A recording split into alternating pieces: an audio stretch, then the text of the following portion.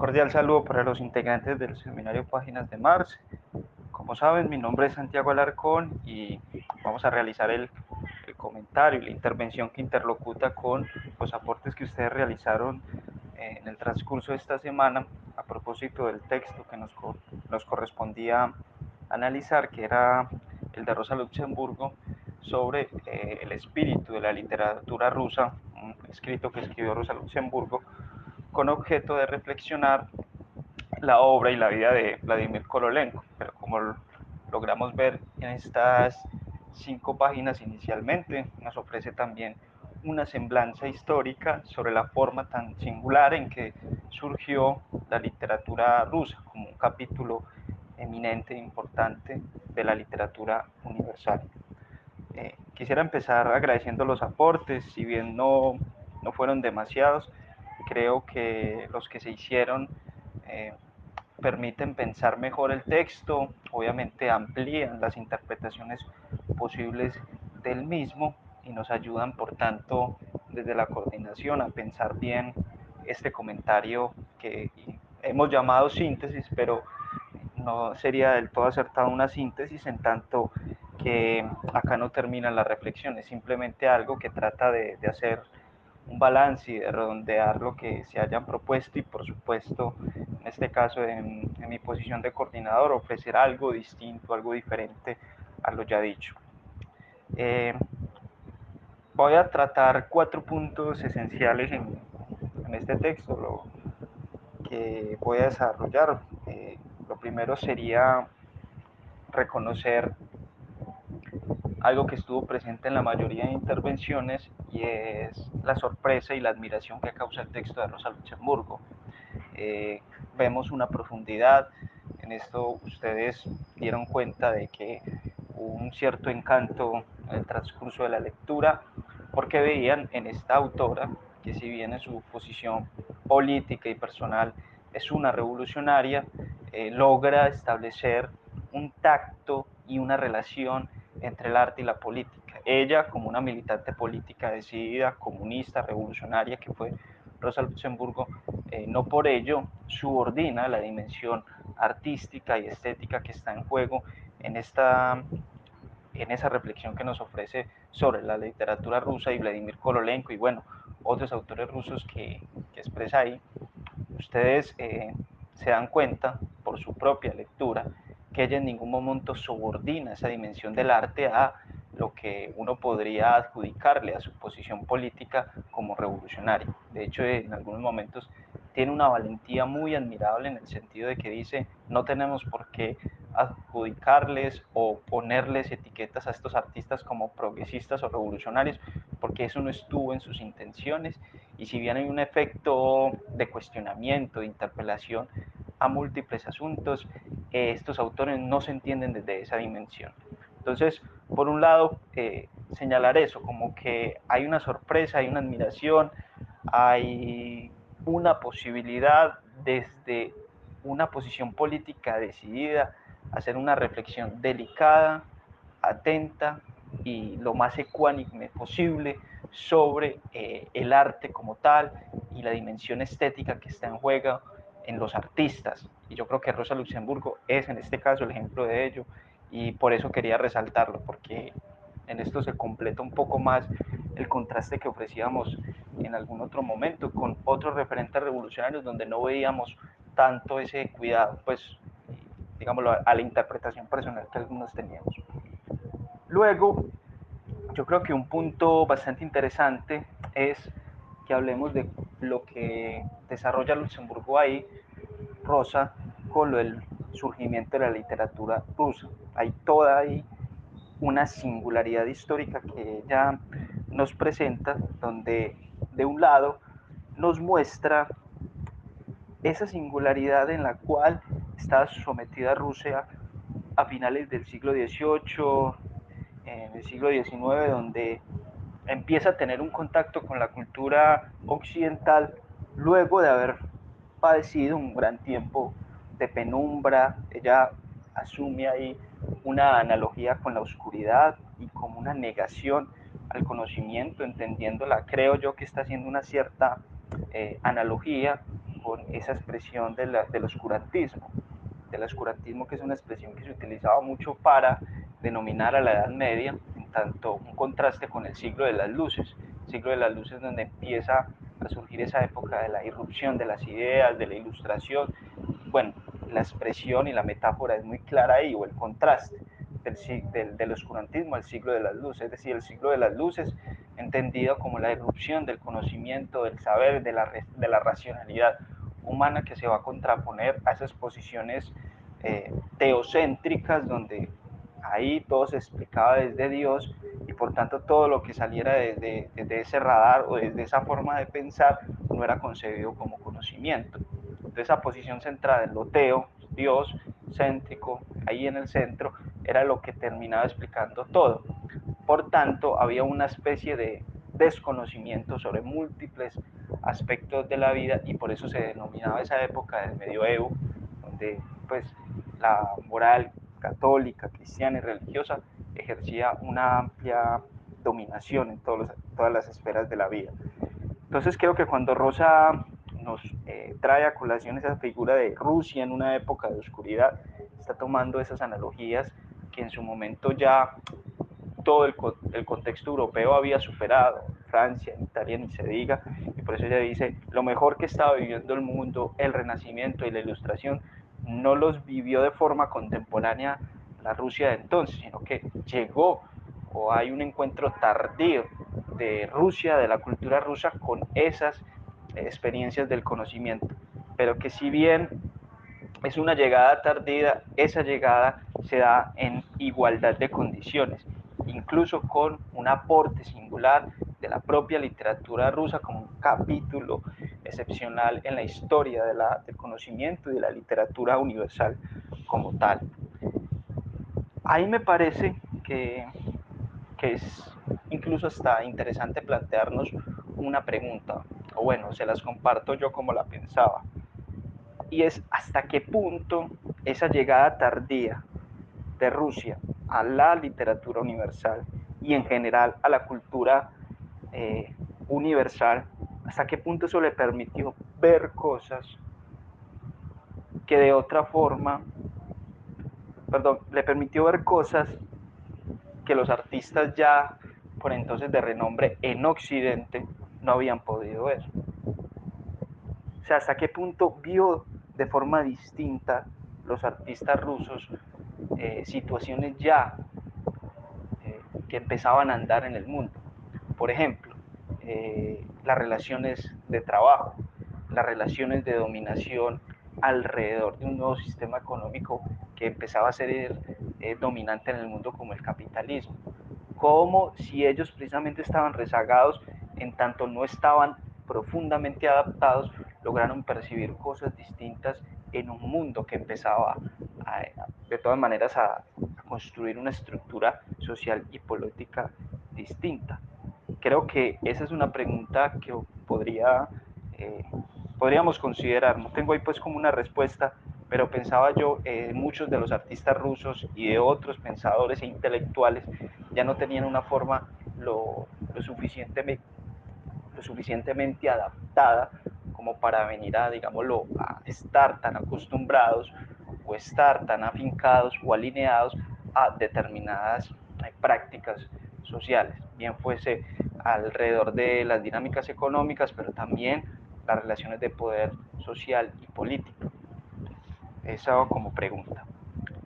Pero entonces, la forma en cómo surge esa literatura rusa, la forma tardía en la que llega en general a vincularse con la cultura occidental, nos dice Rosa Luxemburga, surge de un espíritu de lucha y de una capacidad para oponerse al régimen imperante. Casi como que ese espíritu,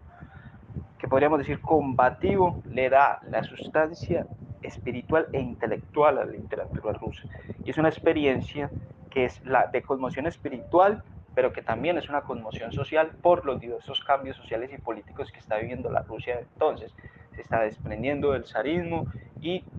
posteriormente pues va a vivir una revolución social y política, y ni se diga pues la Primera Guerra Mundial. Es decir, hay acontecimientos que están aparejados con esa transformación sociocultural que sirve como colofón también a esa irrupción de la literatura rusa. Y dice Rosa precisamente en algún aspecto, que de ese espíritu de lucha hay una transgresión a esa muralla china que era impuesta por el absolutismo, por toda la imposición pues del zarismo entonces. Y hay un ejemplo de la obra de Korolenko, cuando nos trae a colación que su padre, el padre de Korolenko, es descrito en las obras de Korolenko como ese funcionario típico de los tiempos del zarismo, que representa la psicología de la gente honrada. Y esto me parece algo bien interesante, algo que si bien es un aspecto singular que toma Korolenko, tanto de su vida personal con su padre como del contexto ruso, yo creo que ofrece eso que hace un gran artista y hace encomiable su obra, y es que logran representar algo también de características universales. Porque eso que dice o que ejemplifica Korolenko con la psicología de la gente honrada, uno podría decir son ese tipo de funcionarios que son los cumplidos, que son los obedientes, que son muy adaptados y obedientes a lo que les toca hacer, aquellos que son profundamente responsables, que albergan ese sentimiento de cumplimiento sobre las tareas que les imponen con sus trabajos, por ejemplo, si bien son muy responsables, muy atentos en ese ámbito del trabajo, son completamente indiferentes y completamente irresponsables respecto a las situaciones sociales. No podría decir son responsables con sus trabajos, pero irresponsables con su sociedad. Entonces es un tipo de responsabilidad particular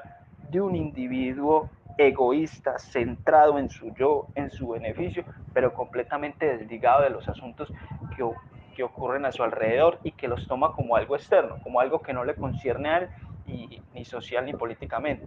Pero aquí es donde yo les decía, si bien es un ejemplo que toma Korolenko de el contexto ruso y de su padre en particular, ¿cómo no podemos generar ahí un paralelo con ese tipo de funcionarios o lo que a veces llaman los pequeños burgueses o los funcionarios que están muy adheridos a un sistema, son capaces, por ejemplo, en épocas de elecciones de conseguirles votos a determinados candidatos y cuando ya luego consiguen su puesto o están en una posición cómoda, se olvidan de todos los asuntos sociales y políticos porque lo que interesa es su propio beneficio.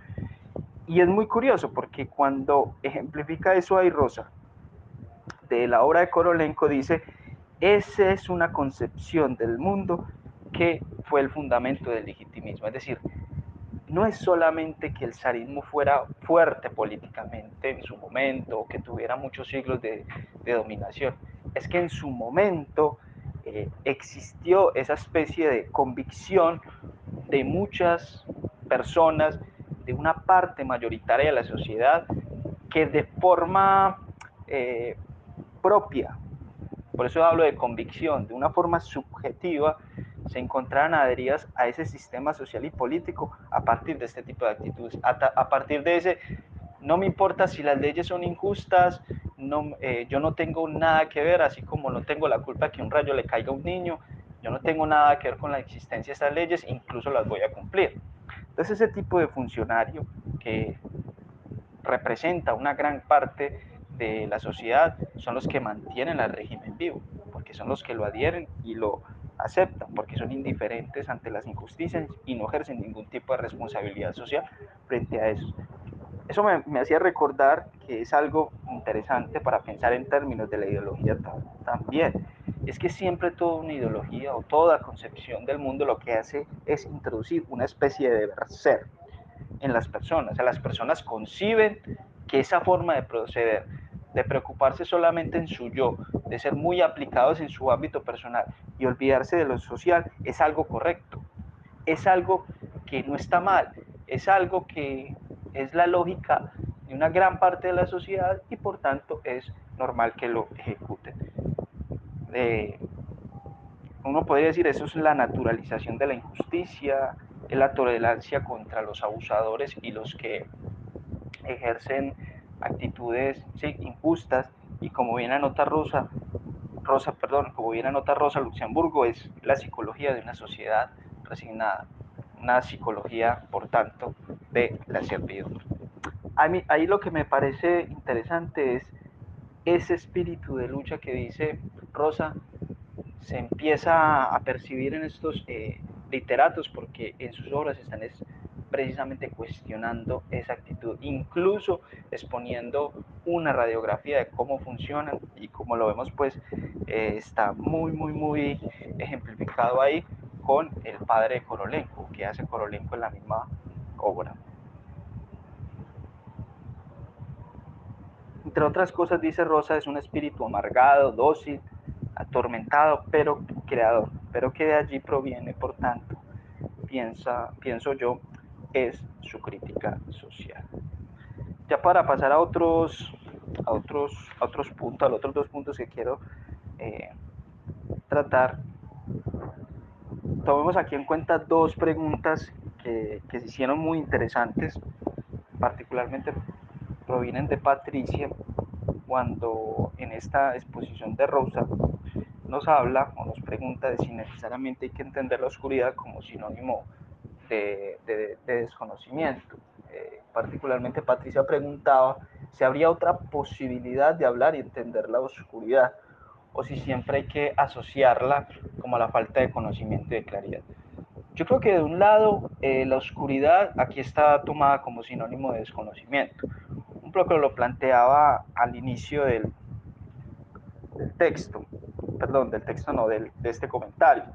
y es ese contraste entre el siglo de las luces y la época del oscurantismo, del medioevo. Entonces creo que gran parte de eso, o de la forma en como lo está exponiendo Rosa, simplemente es una forma metafórica para aludir de una época de aislamiento y de desconocimiento que vivió la sociedad rusa por su alejamiento con lo más avanzado por entonces de la humanidad, el Renacimiento, el siglo de las luces, la Ilustración y digámoslo ya, la irrupción en la modernidad, pero de una forma pues muy particular. Luego hay un comentario ahí que me parece que no podemos dejar de lado de Alfredo Cancino, y es que se puede ser culto pero vivir en cierto oscurantismo, así lo entendía. Y esto, que de hecho es también una crítica no solamente al oscurantismo, sino también un poco a esa época del siglo de las luces, o esa especie de ilusión sobre la racionalidad y pretender que porque se conoce más, entonces se vive mejor. No necesariamente es así, porque se puede utilizar el conocimiento de forma dogmática también. Es decir, puede haber alguien que sabe mucho, pero eso que sabe, digámoslo, lo unilateraliza y lo utiliza para ensombrecer todos los demás, para desconocer todo lo demás. De hecho, la época del medioevo eran personas que sabían mucho de filosofía, pero esa filosofía o ese conocimiento que adherían no les permitía pensar sobre otros tipos de cosas. Es decir, pues el conocimiento puede fungir como un tipo de información que no permite la emergencia del pensamiento. Entonces, por eso creo que es muy interesante la expresión de Alfredo. Se puede ser culto, pero vivir en cierto oscurantismo, porque yo puedo ser culto y ser muy dogmático. Entonces, no necesariamente hay una relación directa entre luz o conocimiento y, digámosle, más pensamiento o más creatividad y capacidad para vivir. No necesariamente hay esa relación. Eso tendría por decir sobre esa pregunta. La segunda pregunta, que yo creo que plantea un punto interesante, es aquella de si necesariamente las grandes ideas surgen de las crisis, si una idea no puede surgir, por ejemplo, desde la comodidad y la conformidad, y si siempre es necesario ese conflicto interior, por ejemplo, para la creación de la literatura o de la creación literaria como tal. Yo ahí diría lo siguiente: no es indispensable el conflicto interior o la crisis para el surgimiento de las grandes ideas ni para la creación literaria, pero lo cierto es que la emergencia de la crisis o de un conflicto interno sí da mejores condiciones para la emergencia del pensamiento, de grandes ideas como tal. O sea, es decir, esa vivencia del pensamiento, creo, lo que pasa es que habría que un poco ejemplificarla mejor. Y acá recuerdo a Stanislao Zuleta cuando en un texto de, como que se llama Lógica y Crítica, nos habla de la noción de la crisis o de la emergencia de la crisis como una condición para el pensamiento. ¿Por qué? Él lo pensaba en términos de un retorno reflexivo, porque uno a veces cuando tiene una crisis hace una especie de retorno a la forma en que convencionalmente pensaba las cosas y que entramos en duda sobre aquello que teníamos muy afirmado y seguro. Yo quisiera compartirles ahí la cita que la busqué para que entendamos por qué es que hay una relación directa entre la crisis y la generación de ideas. Y dice Zuleta lo siguiente: la lógica resulta necesaria cuando en el orden del pensamiento se produce una crisis, cuando lo que parecía derivarse con seguridad de la reflexión existente, de las categorías y de los principios vigentes, no resulta posible ahora, cuando lo que esperábamos que ocurriera, según las premisas con las que pensábamos, no ocurre efectivamente, cuando habíamos previsto que determinados acontecimientos producirían determinados resultados y no los podemos encontrar por ninguna parte, etc. En esas condiciones entonces nos preguntamos cómo estábamos pensando, qué valor tenían nuestras premisas, con qué tipo de categorías habíamos logrado deducir de ciertas causas ciertos efectos. Volvemos entonces llenos de sospechas sobre las seguridades que teníamos. Y es en ese momento cuando irrumpe la lógica. Su aparición no es pues el resultado del ocio, sino de una crisis particular. Yo creo que esta expresión aclara por qué hay esa relación directa entre crisis y creación de ideas, o en este caso, para la creación literaria o para la creación del artista, una experiencia de angustia y drama. O sea, no en vano, incluso mire lo que nos expone Rosa Luxemburgo con muchos artistas rusas. Algunos se suicidaron, algunos fueron prófugos, fueron presidiarios, es decir, siempre hay vivencias muy hondas y complejas que vivieron muchos artistas. Y es desde esas vivencias, desde esas situaciones particulares, el mismo caso de Korolenko con su padre, yo ahí sentía un tono muy kafkiano también cuando Kafka reflexiona sobre el padre y la figura de autoridad que él representaba. Pues bien, todas estas situaciones lo que demuestran es eh, experiencias de crisis subjetiva que son de alguna manera la materia prima desde la cual estos artistas eh, hicieron sus obras. Y en general, pues la crisis de otra forma particular, o podríamos decir otros caminos por los cuales ya no artistas, pero sí intelectuales, teóricos u otro tipo de pensadores terminan resolviendo esas crisis particulares. Pero entonces siempre hay esa vivencia, por lo menos para la generación de un sentido inédito, de una buena, de un buen planteamiento o de una idea distinta a la que circulaba en el mundo, que previamente haya existido esa vivencia de la crisis. Eh, y ya para finalizar, estaría un punto fuerte que de hecho lo venimos reflexionando desde textos anteriores y escritos que han sido reflexionados en este seminario, y la relación entre arte y política. Recuerdo acá pues un comentario que también lanzaban algunos de ustedes, de que, por ejemplo, el arte no necesita de la política para ser cuestionado, sino que él lo logra de forma propia. Bueno, y ustedes permanentemente citaron eh, el último apartado del texto de Rosa.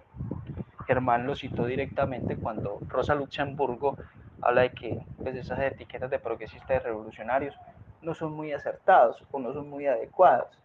El mismo Carlos, por ejemplo, recordó aquello de que el realismo socialista, cuando pretendió hacer una especie de arte político comprometido con el socialismo, el comunismo y todo esto, en realidad lo que terminó haciendo fue opacando al arte mismo. Si bien eso es cierto y me parece que es una crítica que en líneas generales es correcta, me parece que hay que hacer una claridad sobre cómo entendemos en sí misma la política. Y yo creo que no podemos reducir la política a lo partidista. Es decir, yo creo que habría que pensar la política en general como la forma en que nosotros los seres humanos entendemos las relaciones humanas, entendemos las relaciones con los otros, dirimimos asuntos de conflicto y tomamos decisiones, bien sea en el ámbito más privado e inmediato de nuestras vidas, pero también en el ámbito social, porque, como digo, una cosa es lo político en ese sentido partidista, como pretender subordinarlo a determinada etiqueta política, y lo otro es entendido lo político en un asunto más humano y general, porque si bien el arte entonces no necesita de la política para ser cuestionado, eso no soslaya el hecho de que el arte sí puede tener un efecto social y político. Y acá quiero extender un poco un comentario que hizo Felipe Garavito en una ocasión anterior, y es que si el arte nos invita en sus obras a pensar ciertas cosas, está promoviendo una actitud distinta a la que la sociedad de entonces nos promueve. Es que mire lo que dice Rosa Luxemburgo, el arte, la literatura rusa surgió de una conmoción social. Es decir, hay una época, una sociedad dispuesta a la crítica, al cuestionamiento, y por tanto se sometió a crítica y en duda una serie de situaciones y de vivencias de esa sociedad. Es decir, el arte en esa medida tiene una especie de contemporaneidad con los acontecimientos sociales y políticos. Entonces, sí puede tener un efecto. No es que vaya a apoyar a determinado partido político, pero es que si un artista,